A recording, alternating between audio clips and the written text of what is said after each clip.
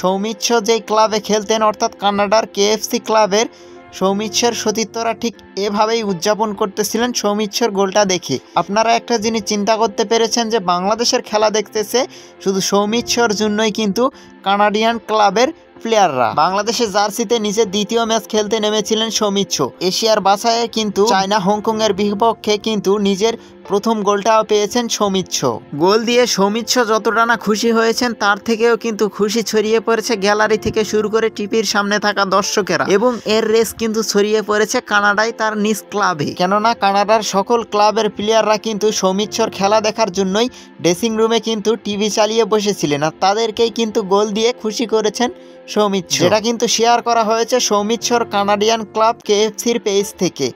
সৌমিত্র এবং হামজা তারা দেখিয়েছে যে কিভাবে একটা হারা ম্যাচে কামব্যাক করতে হয়। যদিও শেষ দিকের এডেড টাইমের নাটকীয়তায় 4-3 গোলের ব্যবধানে কিন্তু হেরেছে বাংলাদেশ। এই ছিল আমাদের কাছে থাকা বর্তমান সর্বশেষ আপডেট। পরবর্তী নিউজ ভিডিও দেখার আমন্ত্রণ জানিয়ে বিদায় নিচ্ছে। মুস্তাকিন হাসান, বিটি ইনফায়ার রিঅ্যাকশন।